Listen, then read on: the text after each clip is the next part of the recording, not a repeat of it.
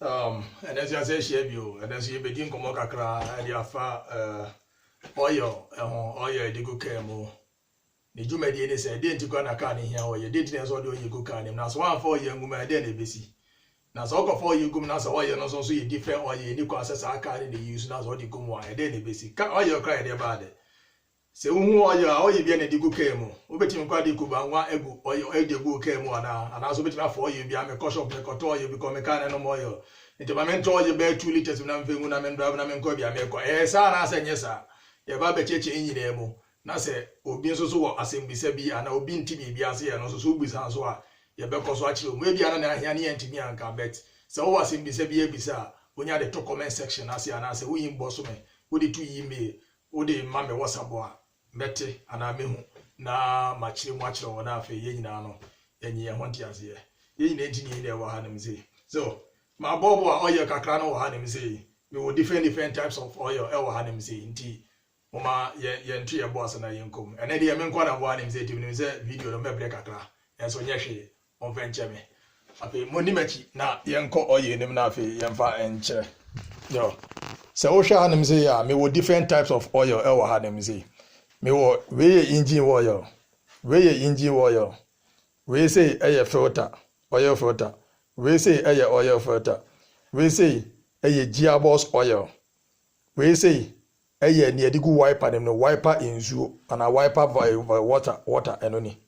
o hwe ya we so ye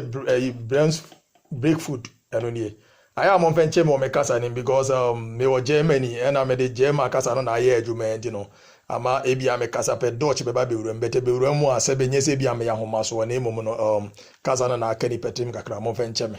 enso bisla me tra me be se me kanitwi ama ye nyina no yetimi enya ye ho enti ase mo me ya sha se free oil no so oil ye de baade me ka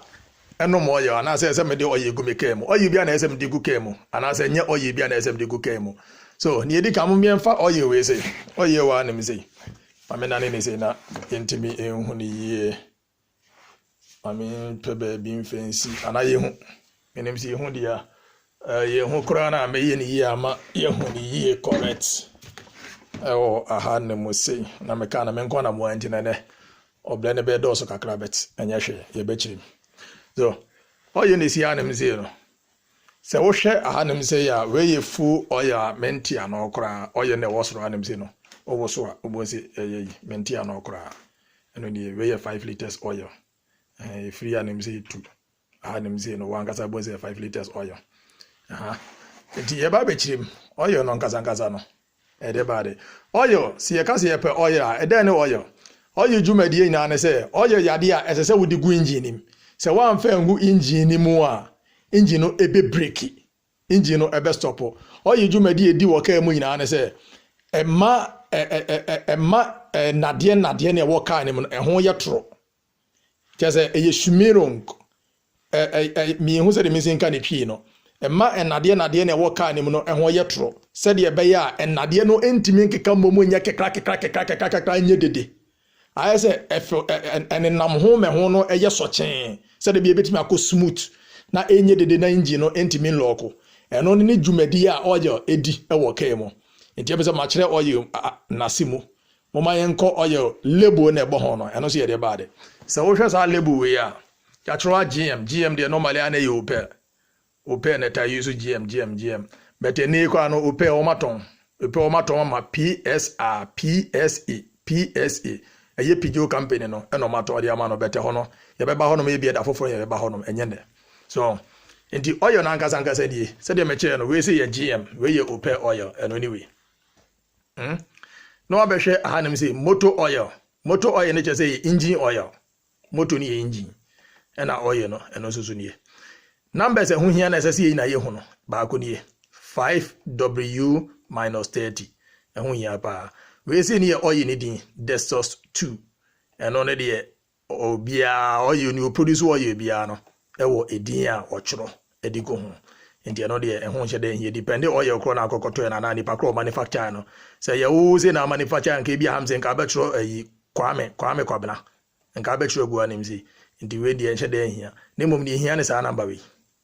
na eso tiase o hwa anim say ya eno asho si fuel economies ni ade enti ɛno no nyinaa no deɛ wɔde yɛ no advert but yɛba bɛkyerɛ no nyinaa mu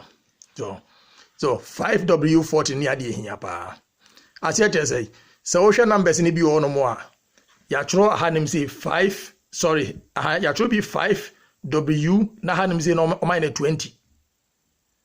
wohwɛ numbers no bi wɔ ma ahanem sɛ no ɛyɛ 0W30 ebi nso yɛ 0W10 0W30 ɛyɛ different ba saa number no ne adeɛ ho hia saa number no ɛne adeɛ ho hia paa ebi nso ɔmama kyerɛ no 10W40 depende on you kuta ɛne number kwa ya kyerɛ go ho bɛɛ ne nkyerɛ sɛ nyina yɛ adeɛ baako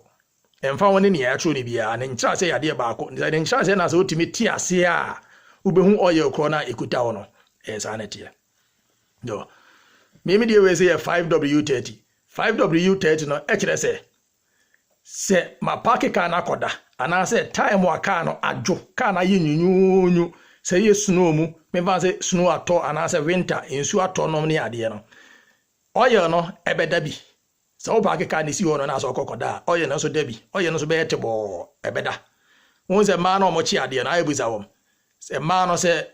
oil wadeɛ mu a ɛwɔ sɛ de sitie ɛna so de sigya so ma egya bɔ no so a na oil na ada ne sisi nsuo no ɛno ne we sɛ nti hanem sɛ no ɛyɛ oil wadeɛ mu flesh a ɔba mfɛnsi egya so ɛno ne saa number we 5W weather ni nie we yɛ weather 5W ɛno ne yɛ oil wadeɛ mu flesh a te sɛ we yɛ oil wɔ mu a min use yɛ no ɛno ne saa 5W no ɛna 30 no ɛnso so yɛ te sɛ ɔba ne de oil na sigya so ama oil na yɛ hye egya bamu no temperature bamu no ɛno de 30 no minim sɛ ndiase wɔ mu a ndiase ni mu a ne a wo bia no wo so betimi abusa me ma me san kyerɛ mu bio asikyerɛ ne sɛ oil no engine na jo no oil ne temperature ɛda 5 oil ne temperature yɛ 5 nti dɛ sɛ oil no sɛ temperature no ɛyɛ 5 dia na sɛ wo nso weather no sɔle anopa na wo weather no nso ɛyɛ bia -10 a wo spark car na first a sɛ wo twɛn wa so paa yi a wobɛte sɛ car no etimi dede kakra etimi kakra ansa na apeke tizese bia wo ba bi nsu atopa na wo weather emu onyu pa na sɛ oil na egumu no me fa sɛ hanim sɛ ne yɛ 10W30 a ana 40 a na je sɛ time wa cold weather no ɛyɛ 10 enti sɛ oil no yɛ hye do 10 ansa na etimi apeke wo weather no ɛna wo oil no so egumu no so na wo temperature no so no ɛyɛ low ana below 10 enti sɛ engine yɛ hye kakra meaning sɛ oil no struggle sɛ ɛbɛyɛ adwuma enso so because of weather no fight oil no enti engine so be dede engine be kakra compensa oil no be hye ne benya temperature anyway say no emache enti sɛ heat temperature we pe afobos of engine na anti slow and as an anti smooth sa na number we no ase kyerɛ minim sɛ nti ase o mu a sɛ wonti bibia sɛ ebusam bio ɛna hanem sɛ 30 na wa hanem sɛ no enso so yɛ ne high temperature we ye memfa say ni cool temperature na we no ni high temperature it is a wo Africa na say wo temperature no efiti e bia 10 e de keke bia 30 a wo betime use oil we because 10 na kire say o oil na egum no e below temperature than 10 no e na wo highest temperature e wo Africa no so no e 30 and is a 30 there then who in between and teachers are all you ways over to me use what problem and found one engine crop and problem but what you say we know say a time problem or Europe no or broach no our weather need to me could be -20 -5 or no near the end so -5 who you so all you way bet your problem. Ya wo oil use and on an normally tell you so oil hanim say near 0W20 and a 0W10 just a 0 decay no and on the tire minus weather but what you say so baby o weather no tire minus as I say unya hanim say no 5 ni free am say na be 0 say be 0 dia ene ubetime use no baby a utenya 00 temperature no say be penalty okay and number bi so ma hamze so de 10 nti say ye 10 a say dey me kire no na also o temperature no hwe o temperature no below 10 a o spark engine be de kakra kopin say oil ne be ye hye ansa na atimi apeke nti ase o aha sa na tie enye na hanim say so no na 40 10 no 10 W40 40 no so yes say o temperature no up to 40 krana ubetime use and this ni actually say 10 W40 normally ubetime use in Africa because Africa temperature is always more than 10 edeke ka 40 no and this ubetime use in Africa but who uses 10 W40 no e ma wo car e wo Europe a ubetenya problem ebi engine loco but say we engine di 10 years I betime do we be 8 years emfa won 10 years no yes anetie minim sɛ diase o mu a onti biase ebusame numbers egu anem zi no campaign bia na sɛ kro bi efri so bia no America for sɛ di omu si tromo de ye Germany for sɛ di omu si tromo de ye wo obi ane si tromo de ba we ni nyina no ɛho hyɛ de hia ne hia pa no ɛne ni we sei nso ye ne liters oye ne liters ɛno no ho hyɛ de hia enti oye no ɛna ma kyerɛ mu ha no ɛmfa ho me wo different oye wo ha nem sei ya ɛno nso ye different color na different okay but the same thing the same adwuma na na fanche me mami ntam we free ana me mfa no so mesia so we ye green and now we number ni na so ye different number ni na bia wo se de sitie se wo hia number na aka kire me a metimi a kire wo numbers ni nyina mu kakra but me ka se me chiori na mu betimi a kire won se be ko ma chocho ego ho car sa etimi fa na ma tro anim no e de ego gon WBM Porsche no mani ade na etimi use za oil we no mani ade kwajo ade ade but 5W30 on say Porsche etimi use za oil we say because the temperature no any Porsche dey etimi pick ndi ase o ndi dia na te hia na sa number we dey sabe bia no ma o hye ne so oil da be na akwakoto oil bobo na hwe sa number we wan hwe number we na akoto oil foforo bia go ke ma obenya problem and obi nso no mo beka say o me de oye gu me kem me de oye ni gu car ni no me hu se me car no eto free ngusi ni enti eto free ngusi ni se oye asesa odi gu car me nyen na de gu mu no oye na de gu mu no e bia ne nke use 5W30 and also kofa 10W40 e de gu mu enti nyen no oye no enti e de ya o car no de to be free ngusi se wo pe wasum dua and also we be change oye no wa change filter no eno ano no na e bia wo de oye foforo gu mu wo de ne correct oye gu mu wo de ne correct oye gu mu a normally na ya na ngusi ne kakra aka ewo exhaust pipe nti ngusi ne be babonten so we lucky e babonten wie no ana mabio se babonten wie so na se koso so ba so a aya na ya be ne se ube se yi oye no ube se ebu oye na firi na asa de oye foforo gum opewe ne be so ovo me nya botre na ma kire exhaust no ne be bia na ne dwuma die ne bia me nya botre na ma kire ni na emu mo va chem se me nko na bo antene so ntanse mo hu me apo mi ento aso no aba hanim say oba hanim say ya oil filter is two different types oil filter is only two different emroso are two we that there and we say so your material so material ni jumedie anyway jumedie na yepe eso ne oil no so and also say o pese wo say the filter esi ye adwuma e wo engine mu a and also so no me nya botre na machirim so bi won asem bisa bia no so betime busa me filter ni nie enye filter ne nko ani keke wo ye wo ne ma wo so wo hwe sa de we yesi anem se ya eno bi wo filter we yesi mu menim se betime ho ha o ye but eno bi wo sa de we yesi ba na filter na ewo akwan ewo corners ewo a oye ne nemu nom ne ade ama sosone se mo pe no ne ho a obisa me a betime atombo ase impose video bi kwa desa me pena me de kire wona ho se de sitia eno so no menya botre na mayama so we ye breakfoot we ye breakfoot hwe ye mfengu engine mo we ye mfengu engine mo ena ye mfengu steer rag emo udi kogu steer rag ma obenya problem we ye breakfoot ni juma edie ne sei eye breakfoot a se wutia break ne so a na apompe akotais nim na asoso tais nim se de be ya o car no ebegina ne jumedi ya no okay ye wo dot 4 ye wo dot 3 any dot ne to aso it depend car kro and as it depend near manufacturer no atro e de agu o car no say wutimi use so wo hwa anem say ya above temperature e betimi akonie nti say o Africa betimi use as food we .4 we betimi use because Africa me nya sure say temperature dey timi ko akodu 240 me nya sure nti na just o ho no mo a betimi use as food we say yes anete difference be any food obi enem say dey sit here so mo pese me bie so a